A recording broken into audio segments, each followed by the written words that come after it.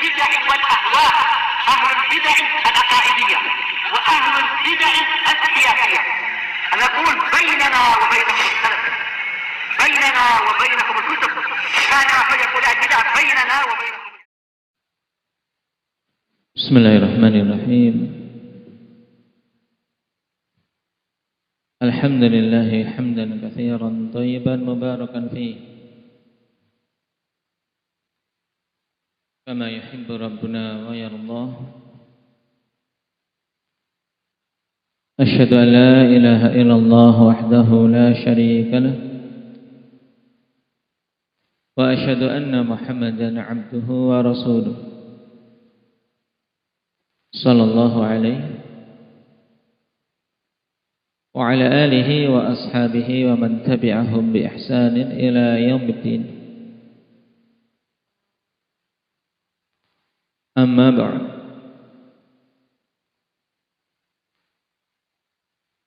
ikhwanil kiram rahimani wa rahimakumullah. Pada pertemuan yang lalu kita membahas tentang hukum meminta-minta, yang pada asalnya seorang meminta-minta dalam keadaan dia memiliki sesuatu yang mencukupinya.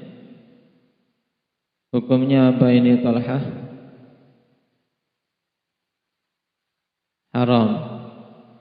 Tingkatan keharamannya apakah dosa kecil atau dosa besar? Abdullah,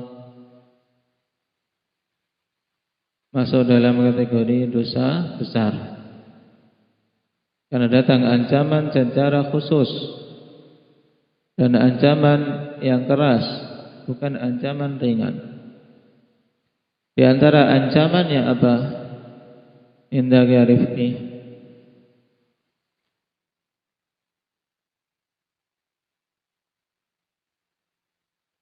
Nah, pada hakikatnya seorang yang seperti itu sedang memperbanyak bara api untuk dirinya dari bara api neraka. Nah, maka silakan memperbanyak atau mempersedikit. Ya, seperti ini menunjukkan itu dosa besar. Demikian pula ancaman bahwasanya ketika dia dibangkitkan menghadap Allah, bagaimana kondisinya? Indak ya Ali. Nah, tidak memiliki sekarat daging pun di wajahnya. Ini juga menunjukkan ancaman yang keras. Nah, ketika dibangkitkan menghadap Allah dalam kondisi yang mengerikan seperti itu, di wajahnya tidak ada dagingnya, hilang, tinggal tengkorak. Sebagaimana di dunia dia menghilangkan rasa malunya dengan meminta-minta,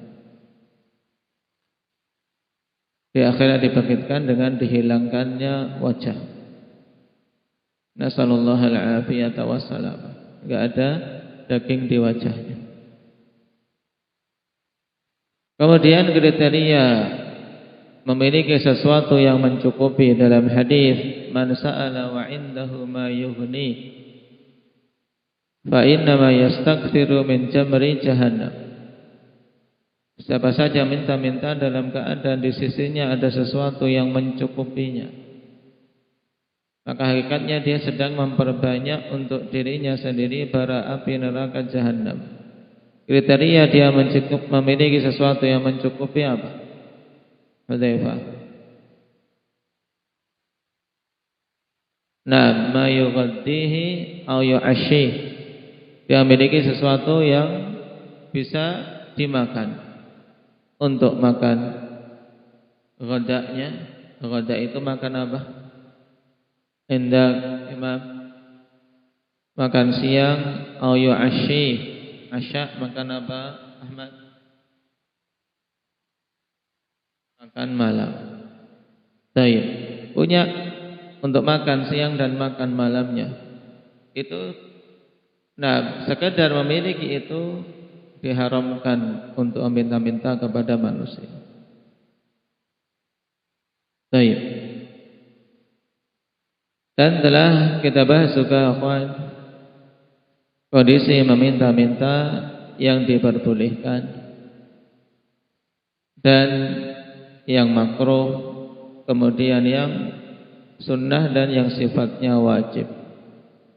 Karena berlaku pada masalah meminta-minta hukum syar'i yang 5 sesuai dengan kondisi orangnya. Tapi pada asalnya hukumnya muharram. Ketika meminta-minta dalam keadaan dia memiliki sesuatu yang mencukupinya.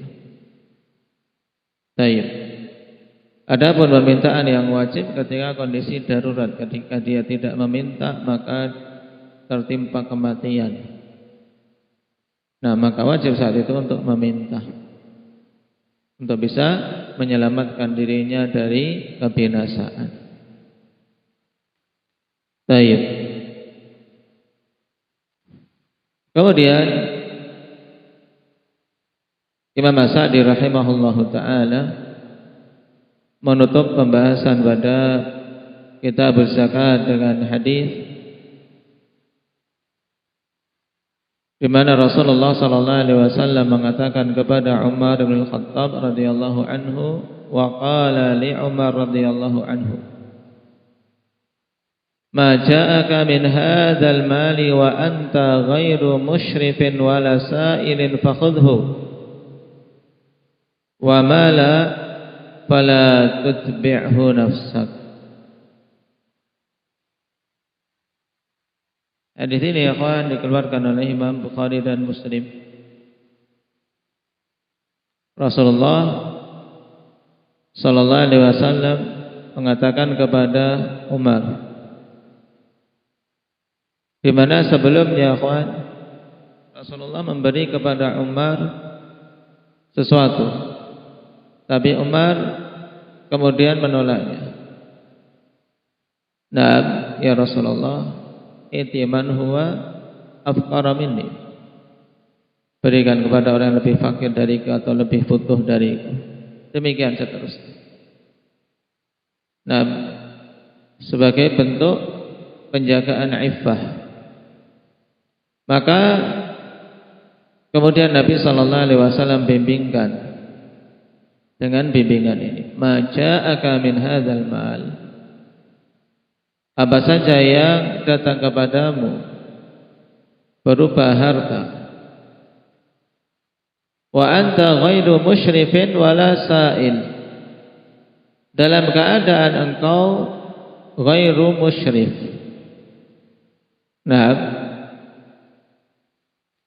al-musyrif ila syai' ikhwan al-mutatalli'u ilaihi al-harisu alaihi, yaitu orang yang ingin dan berhasrat. Berarti ghairu musyrif yaitu dalam keadaan engkau tidak berhasrat untuk diberi, tidak kepengin untuk diberi. Nah, ini kondisi pertama. Datang kepadamu harta dalam keadaan engkau tidak kepengin, dalam keadaan engkau tidak berhasrat untuknya. Wala sa'irin, dan dalam keadaan engkau tidak meminta-mintanya. Fakhudhu, maka ambillah. Maka ambillah. Tayyib.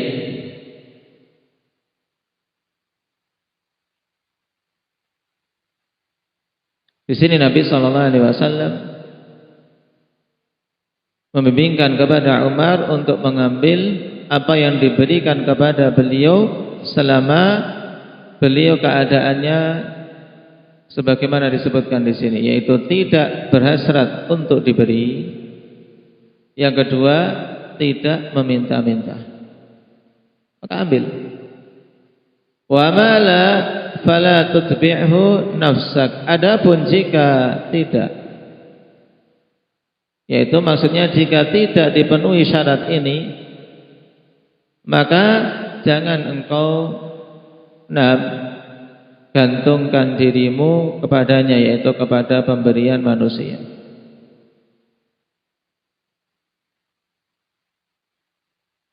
Hadits rawahu Muslim. Perhatikan catatan kaki, wa hadzal haditsu fihi jawazul akhdhi min malil ghairi hibatan min ghairi su'alin wala istishrafi nafsin. Hadis ini padanya dalil yang membolehkan untuk menerima harta dari orang lain sebagai bentuk hibah, pemberian, tanpa dia meminta-minta dan tanpa dia berhasrat untuk diberi. Istishraf nafs, yaitu haris mutatalli'. Faqad kana Nabi sallallahu alaihi wasallam ta'tihi amwalun minal kharij awil jizyah awil ghanaim aw sadaqatit tatawwu'.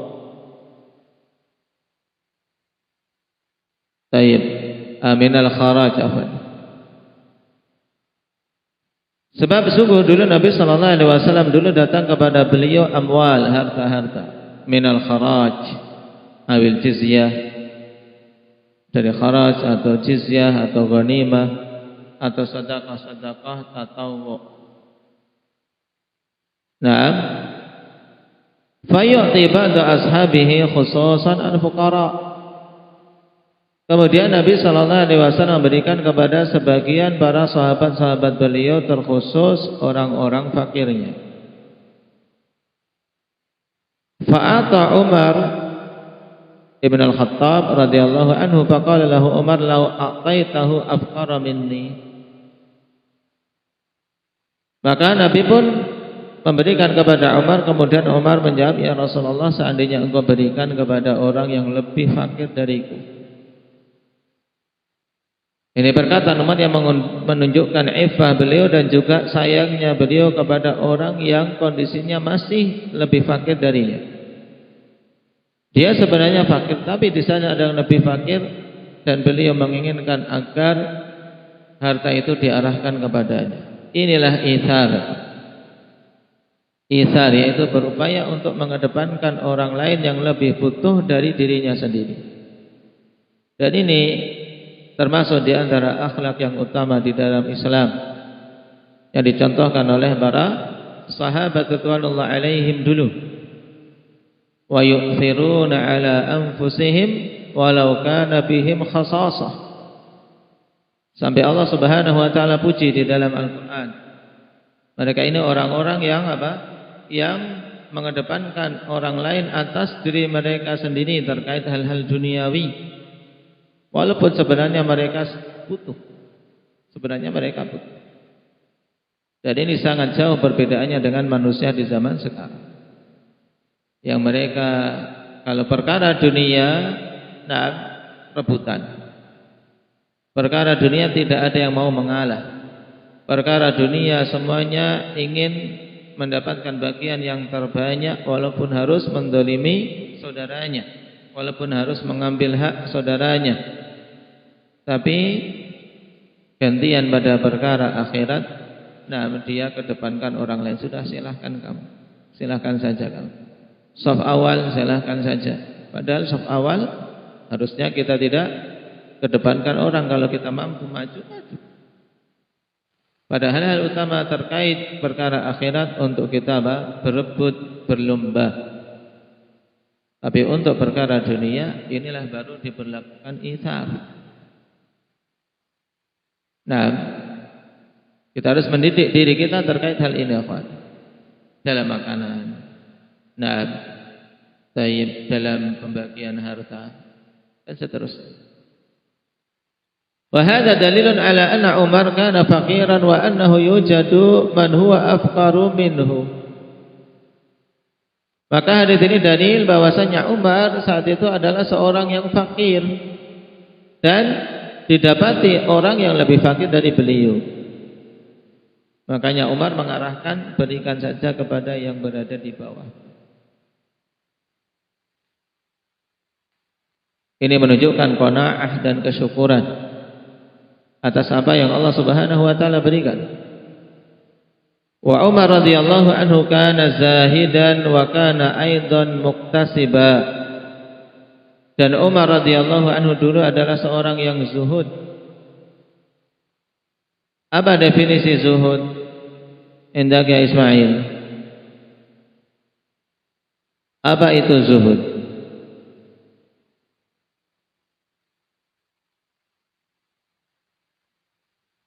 Tarku ma la yanfa'u lil akhirah, atau tarku ma la yanfa'uhu fil akhirah.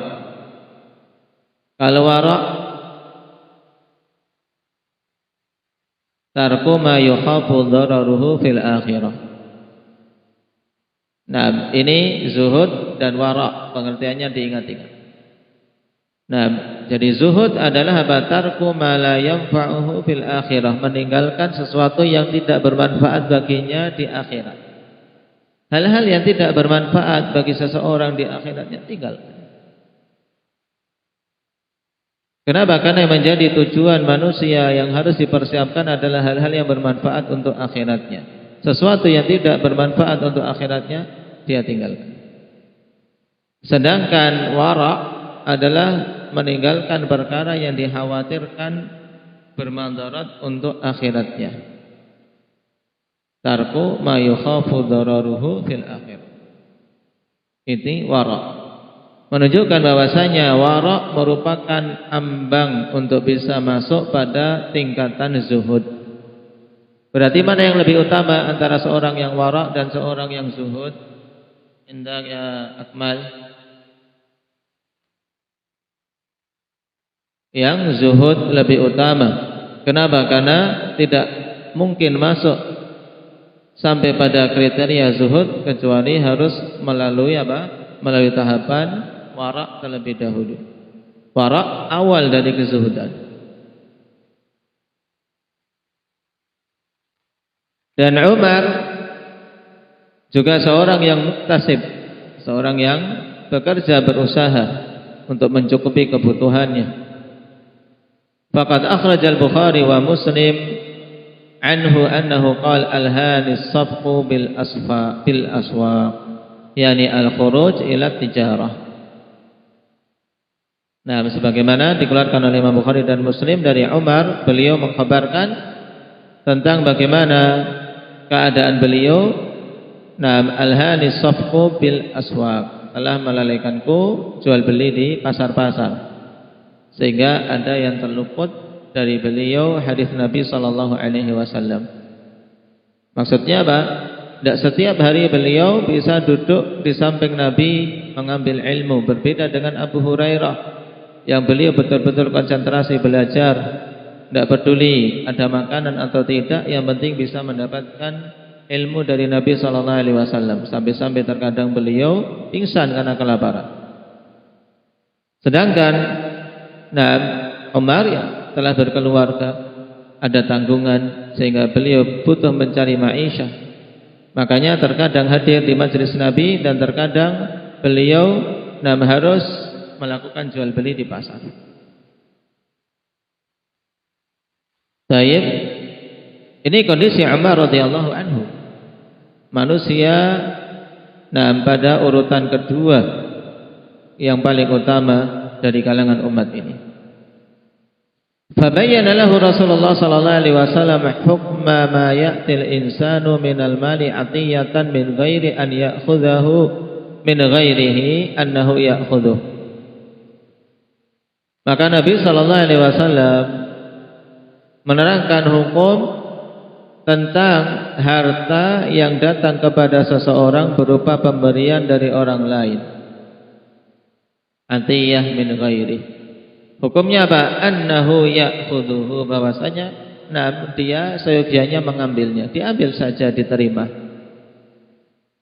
Idza lam yakun an su'al, jika pemberian itu bukan karena dia meminta. Kemudian walas tishrafi nafsin, bukan pula karena dia berhasrat ingin diberi. Baik, ini dua syarat. Amma ma lam yujad bihi hadha syartu fala yanbaghi an tu'allaqun nafsu bihi. Adapun apabila tidak didapati syarat ini, maka tidak sepantasnya jiwa itu digantungkan kepadanya. Jadi jangan menggantungkan pada pemberian manusia. Dalam artian berangan-angan untuk mendapatkan pemberian dari manusia. Baik. Sehingga hadis ini sangat jelas ikhwan, bimbingan sebagai penutup dalam kitab zakah. Namun untuk seseorang menjaga kehormatan dirinya. Baik, menjaga kehormatan dirinya, tapi kapan saja datang suatu pemberian kepadanya tanpa dia meminta dan tanpa dia berhasrat untuk diberi, maka terima. Makanya Abdullah bin Umar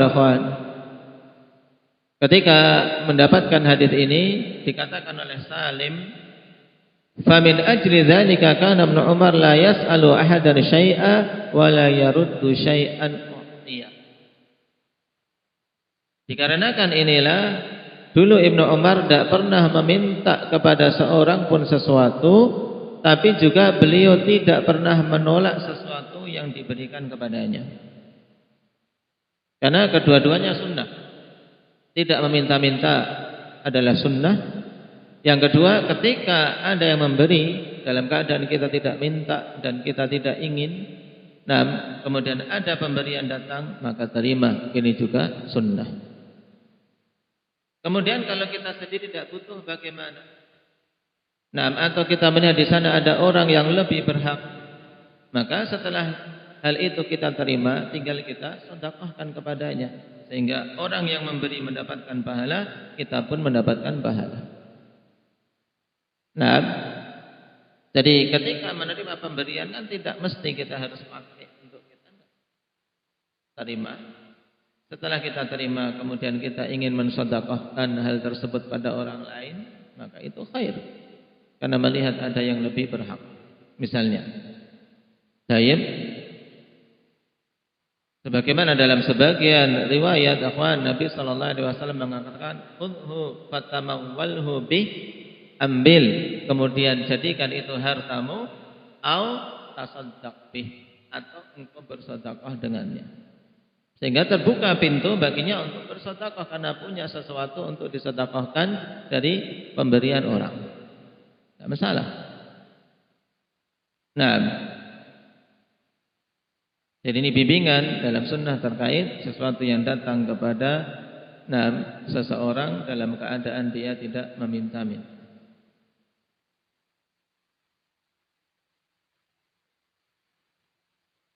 Baik.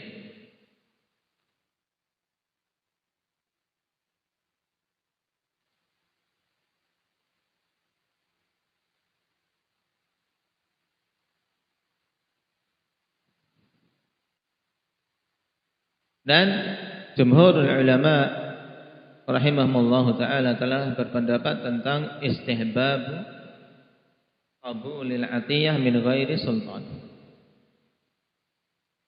Berdasarkan dengan hadis ini pendapat jumhur, yaitu dari hadis ini diambil faedah disunnahkannya menerima pemberian dari selain sultan dengan syarat yang disebutkan dalam hadis, jika dia tidak berhasrat dan tidak meminta-minta.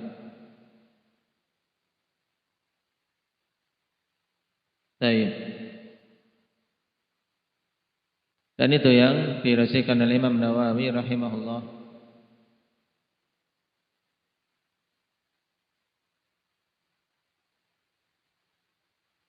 Setelah beliau menyatakan adanya khilaf, kata beliau, wa khalafal ulama fi man ja'ahu malun hal yajibu qabuluhu am yundab. Para ulama berselisih pada orang yang datang kepadanya suatu harta diberi, apakah wajib menerima ataukah disunnahkan untuk menerima. As-sahihul masyhur alladhi alaihi al-jumhur annahu yustahabbu fi ghairi atiyati sultan. Nah, pendapat yang sahih yang masyhur, dan ini merupakan pendapat jumhur ulama, bahwasanya disunnahkan, disukai untuk menerima pemberian itu pada selain pemberian sultan. Baik.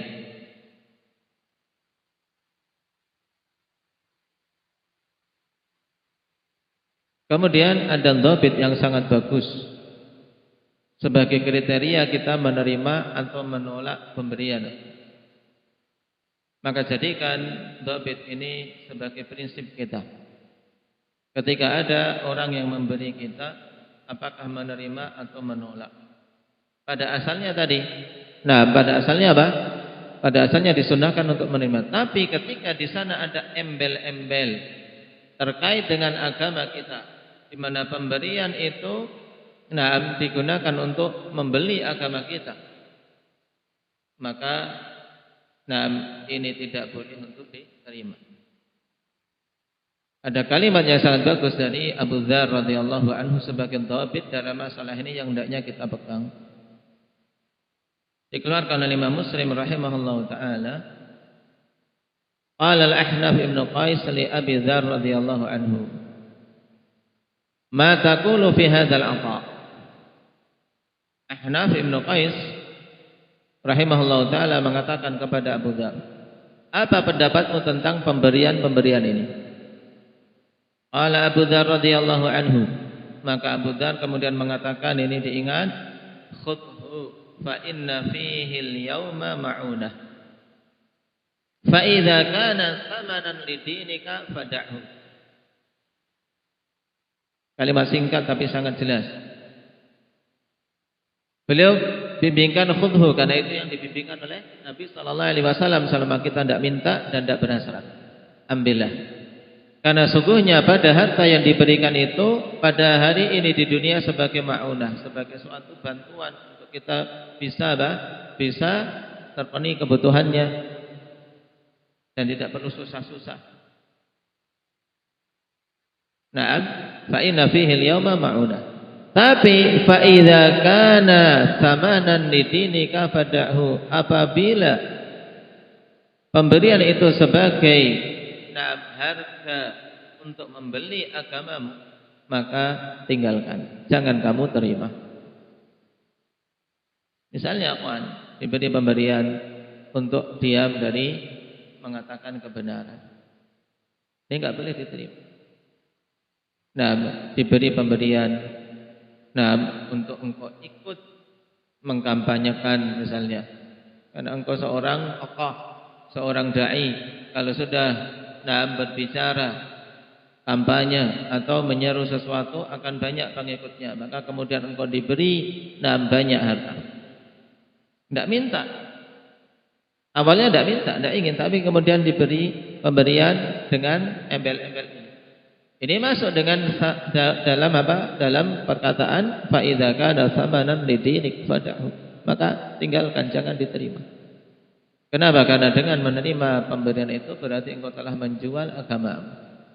Dijadikan agamamu, dijadikan dakwahmu untuk apa? Untuk dunia orang lain, untuk membela kebatilan, atau untuk diam dari menyuarakan kebenaran, wal iyadu billah.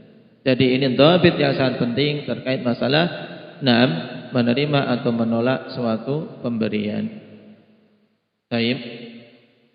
Sehingga kapan saja pemberian akhwan sebagai sebab kita diam dari kemungkaran atau menyetujui suatu kebatilan atau membantu perkara yang tidak boleh, membantu perkara yang tidak syar'i, maka tidak boleh diterima pemberian tersebut.